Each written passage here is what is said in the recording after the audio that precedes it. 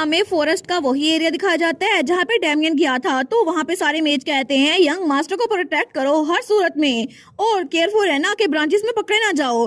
तो हमारी हीरोइन वो भी वहाँ पे भागती हुई आती है तो पीछे से उसके गार्ड कहते हैं रीइंफोर्समेंट आ रही है यंग लेडी, अब वहाँ पे मत जाएं। लेकिन हमारी एनास्तासिया अपने भाई को देखती है, वो कहती है ब्रदर, लेकिन उसका भाई डैमियन वो तो उस आदमखोर पेड़ की टहनियों में अटका हुआ था। वो सोचती है अगर मुझे पता होता ये सब कुछ होने वाला है तो मैं कभी भी इनको अकेले न जान देती। लेकिन ये माना ये तो कोई ऑर्डिनरी मॉन्स्टर है ही नहीं ना, इसको मैं अपनी डिवाइन पावर के साथ हैंडल नहीं कर सकती। मुझे लगता है कि मुझे मैजिक भी यूज करना होगा। लेकिन पीछे कुछ मेजिस खड़े थे, वो कहते हैं योर होलीनेस प्लीज इस तरफ आ जाए, वो बहुत ज्यादा खतरनाक मॉन्स्टर है। तो हमारी साशा सोचती है नहीं यहाँ पे मेजेस है, अगर इन्होंने नोटिस कर लिया कि मैंने मैजिक यूज किया है, फिर भी अगर दुनिया को पता चल गया कि सेंटस मैजिक यूज कर सकती है तो तभी वो अपने भाई को देखती है जो कि बेहोश हो चुका था। वो सोचती है क्या फर्क पड़ता है, मेरा भाई मुश्किल में है तो मुझे उसे बचाना होगा।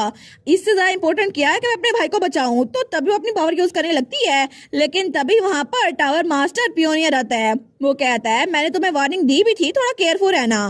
तो हमारी उसको देखती है, वो कहता है क्या मैंने नहीं कहा था। और तभी वो वहां पर क्रिस्टलाइज मैजिक यूज करता है जिसकी वजह से वो पेड़ नीचे से जम गया था और एक तरह से सो गया था। लेकिन तब वो कहता है तुम दोनों मेजिस जंगल के दूसरे हिस्से में जाओ और वहां मेरा इंतजार करो। वो कहते हैं जी मास्टर ऑफ मैजिक टावर। लेकिन तब वहां पे सिर्फ हमारी हीरोइन और पियोनी थे। वो कहता है मैं ज्यादा लेट नहीं हुआ है ना। तो हमारी हीरोइन कहती है तुम हमेशा की तरह लेट थे। वो कहता है सच में तुम तो बहुत ज्यादा कोल्ड हो लिटिल लेडी, लेकिन अभी के लिए तो मैंने इस मॉन्स्टर को सुला दिया है, लेकिन इसकी सेंसेस जल्दी रिगेन हो जाएगी। और यंग लेडी के अलावा यहाँ पर कोई भी मैजिक और डिवाइन पावर इकट्ठी यूज नहीं कर सकता, तो अभी के लिए तुम्हें इसे खुद ही हैंडल करना पड़ेगा। तो हमारी हीरोइन वो कहती है ठीक है, कम से कम तुम मेरे भाई के इर्द गिर्द प्रोटेक्टिव स्पेल तो लगा सकते हो।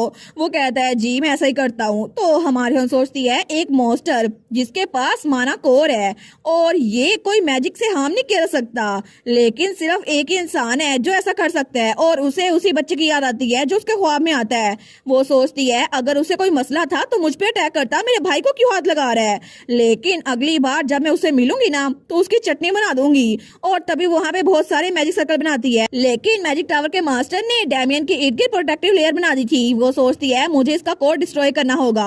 और तभी वहाँ पे बहुत सारी रोशनी फैलती है, उस पेड़ के ऊपर पड़ती है। लेकिन डैमियन बच चुका था अपनी प्रोटेक्टिव बैरियर की वजह से। और तभी वो जमीन पे आता है।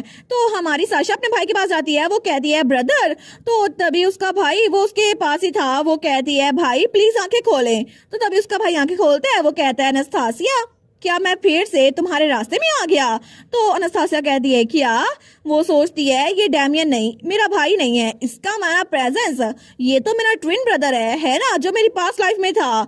वो कहती है नहीं, एक बार भी नहीं, तुम कभी भी मेरे रास्ते में नहीं आए। तो उसका भाई कहता है ये तो अच्छी बात है, हालांकि ये सिर्फ एक झूठ है फिर भी। तो साशा कहती है बिल्कुल भी नहीं, ये झूठ नहीं है, एटलीस्ट मेरे लिए तो बिल्कुल भी नहीं। वो कहता है मैं जानता हूँ, फिर भी मुझसे प्रॉमिस करो कि अगर दोबारा ऐसा कुछ हुआ तो तुम खुद से अकेले सब कुछ करने की कोशिश नहीं करोगी।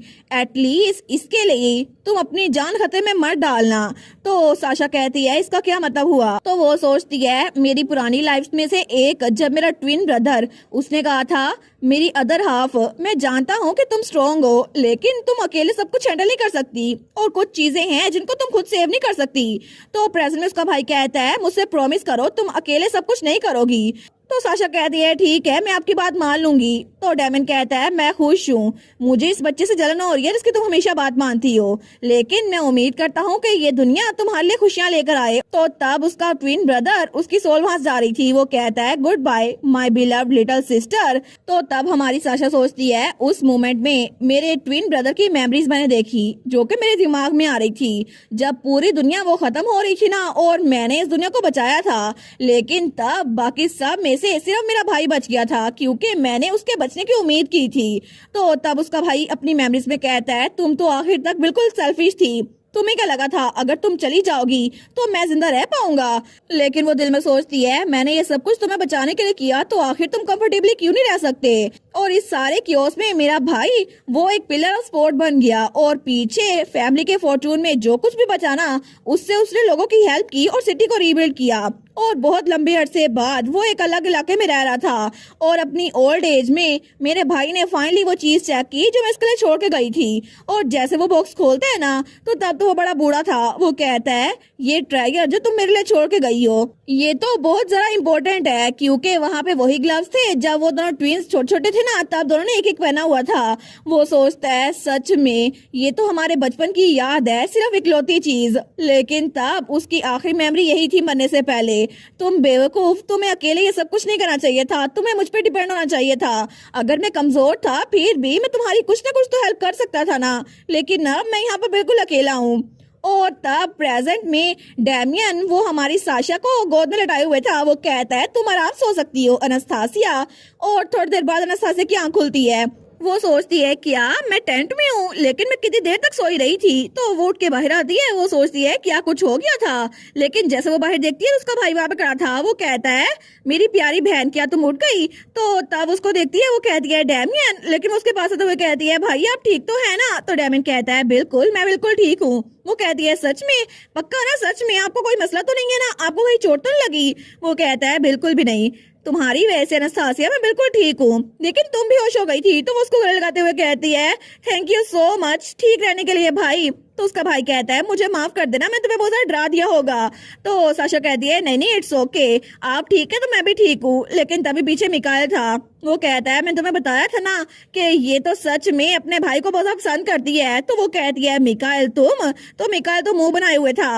वो कहता है तुम्हें आइडिया भी है मैं कितना फिक्रमंद था। जब मुझे पता चला तुम खतरे में हो तो मैंने टेलीपोर्टेशन मैजिक का यूज करना चाहा, लेकिन यहाँ पर तुम्हारे कोऑर्डिनेट्स मुझे पता ही नहीं थे मैं कैसे आता, और फाइनली मैं यहाँ पर आ पाया। लेकिन टावर मास्टर तो यहाँ पे कहीं भी नहीं था। तो उसका भाई कहता है ठीक है अब मिकाएल की बातें सुनो, मैं तो चलता हूँ। वो कहती है भाई, लेकिन उसका भाई निकल गया था। वो सोचती है आखिर ये मुझे अचानक से छोड़ के कैसे जा सकती है। अब मिकाएल तो मुझे बातें सुनाते ही जाएगा, और मिकाएल तो उसको बातें सुनाई जा रहा था। वो कहता है और नेस्ली, मैंने तुम्हें अपना असल नाम भी इसलिए बताया था ताकि तुम इस सिचुएशन में मुझे बुला सको। तो साशा कहती है ऐसे ही किसी का मेज वाला नाम नहीं बुला सकते। वो सोचती है इसको पता भी है कि अगर मैंने इसका मेज वाला नाम लिया तो ये मेरा फैमिलियर बन जाएगा। तो मिकाएल कहता है इट्स ओके, अगर तुम हो ना तो तुम कभी भी मुझे बुला सकती हो, तुम कभी भी बैड इंटेंशन से मुझे नहीं बुलाओगी। वो सोचती है मिकाएल ये तो सच में बिल्कुल पागल हो गया है, क्या इसको पता भी है कि इतना कॉन्फिडेंस ये लाता कहाँ से है। लेकिन तब उसको देखती है, वो सोचती है अगर कुछ गलत हो गया ना, किसी और को इसका मैजिशियन वाला नाम पता चल गया तो फिर ये उसका फैमिलियर बन जाएगा। लेकिन आखिर ये इस बात को इतना लाइटली ट्रीट कैसे करता है। तो वो उसका हाथ पकड़ते हुए कहता है प्लीज ऐसी चीजें करके मुझे डराना बंद कर दो। तो हमारून कहती है डराना। वो कहता है बिल्कुल, जब तुम खतरे में होती हो ना तो मैं बहुत ज्यादा डर जाता हूँ। और तब उसका हाथ पकड़ता है और उसके हाथ में मैजिक करता है। वो सोचती है ये तो प्रोटेक्शन स्पेल है ना। तो वो कहता है मैं जानता हूँ तुम बहुत ज्यादा स्ट्रॉन्ग हो, लेकिन हर चीज खुद से हैंडल मत कर लिया करो। अगर तुम्हें हेल्प चाहिए तो चाहे थोड़ी सी हेल्प, लेकिन तुझसे मांग लिया करो। और तब अगले दिन वो लोग तब भी जंगल में थे, लेकिन वो तो वहां पे अकेली बैठी हुई थी। तो उसका भाई वहां पर आता है। वो कहता है मेरी बहन तो बड़ी परेशान लग रही है। वो कहती है भाई, तो डेमिन कहता है फॉरेस्ट की रिस्टोरेशन वो तो अच्छी चल रही है, यहाँ पे कुछ भी फिक्स करने के लिए बच नहीं किया, आखिर क्या हो रहा है। तो साशा सोचती है बिल्कुल, फॉरेस्ट की रिस्टोरेशन का प्रोजेक्ट वो तो जल्दी कंप्लीट होने वाला है, क्योंकि मिकाइल ने हमारी हेल्प की और सारी प्रोग्रेस जल्दी हो गई। वो कहती है मिकाइल। तो उसका भाई कहता है मिकाइल उसके बारे में क्या, क्या वो तुम्हें फिर से तंग कर रहा था। वो कहती है नहीं नहीं ऐसी बात नहीं है, असल में बात ये है कि वो तो कुछ ज्यादा ही, लेकिन वो सोचती है वो तो मेरी कुछ ज्यादा ही फिक्र करता है, अगर मैं उससे कहूँ ना अपना दिल भी निकाल के मुझे दे दे तो वो दे देगा। क्या सच में वो इतना पागल है। तो वो अपने भाई से कहती है वो मेरे लिए हर चीज करता है, चाहे मैं चाहूँ या ना चाहूँ, और मैं कोई छोटी बच्ची तो नहीं हूँ। तो उसका भाई हंसने लग जाता है। वो कहती है ब्रदर क्या हुआ है, हंस क्यों रहे हैं। तो उसका भाई कहता है जैसे कि मैंने कहा था मिकाइल तुम्हारे लिए हर कुछ खुद ही करता है ना, क्योंकि वो तुम्हारी फिक्र करता है बिल्कुल मेरी तरह। तो हमारे उन कहती है नहीं नहीं आपको पता नहीं है, अगर मैं कहीं आगे जाऊं तो वो मेरे पीछे पीछे आता है और मुझे कहीं और जाने देता है ताकि खतरा ना हो। और तब तो वो मेरे लिए चाय भी बना के ले आया था, हालांकि ये सर्वेंट्स का काम है। और आखिर वो कब तक मुझे बच्चों की तरह ट्रीट करेगा। तो डैमियन कहता है समझने की कोशिश करो अनस्तासिया। तो डैमियन कहता है मिकाइल के कोई छोटे बहन भाई नहीं है ना, इसी वजह से वो तुम्हें ऐसे ट्रीट करता है। लेकिन मिकाइल उसको बड़े घूर के देखता है। वो उसके पास आते हुए कहता है डैमियन मेरे खिलाफ बातें करना बंद कर दो। वो कहता है नहीं नहीं मैं तुम्हारे खिलाफ बातें नहीं कर रहा था, मैं तो बस उसको समझा रहा था। तो मिकाइल कहता है मैंने तुम्हें सस्पिशियसली स्माइल करते हुए देखा था, तो हमारी हीरोइन को लड़ते हुए देख रही थी। तो तब वो सोचती है मेरा भाई और मैं हम लोग तो अच्छे से रह रहे हैं, बिल्कुल वैसे ही जब वो सब कुछ शुरू होने से पहले मैं और मेरा ट्विन ब्रदर रहा करते थे। लेकिन थोड़ी देर बाद ही वो सोचती है जैसे ही फॉरेस्ट की रिस्टोरेशन खत्म हुई ना, पियोनी अचानक से आ गया और वो मिकाइल को लेके चला गया। और वहां पे उसने लेटर लिखा था, सॉरी लिटिल बेबी, लेकिन मुझे कहीं जाना होगा, हम बाद में मिलेंगे। तो वो सोचती है वेल ये इतना डिसअपॉइंटिंग भी नहीं है क्योंकि हमारे पास कम्युनिकेशन ऑब्स है, लेकिन मुझे लगा था कि हम दोबारा जरूर मिलेंगे। और इसी के साथ सारा मसला भी हल हो गया और ब्रदर का वर्कलोड वो भी रिड्यूस हो गया। और इसीलिए मुझे लगा था कि मैं बाकी की सारी सर्दियां ड्यूकल स्टेट में आराम से गुजार लूंगी पीसफुली, लेकिन मुझे उम्मीद नहीं थी कि कुछ ऐसा हो जाएगा। तो तब उसका भाई उसके हाथ में एक लेटर था। वो कहता है एनास्तासिया, मुझे लगता है कि हमें जल्द ही कैपिटल में जाना होगा। और वो दिल में सोचती है पीस कभी भी ज्यादा देर तक टिकता नहीं है, और अभी भी बिल्कुल ऐसा ही हुआ। और इसी के साथ ये वाला पार्ट यहीं पर ख़त्म। तो आप लोग बताइएगा आप लोग को ये पार्ट कैसा लगा, और वीडियो को लाइक और चैनल को सब्सक्राइब लाजमी कीजिएगा। बाकी वीडियोस का लिंक भी स्क्रीन पर नज़र आ रहा होगा, तो काइंडली उनको भी चेकआउट कर लें। और thank you so much for watching my videos. Stay safe, bye bye.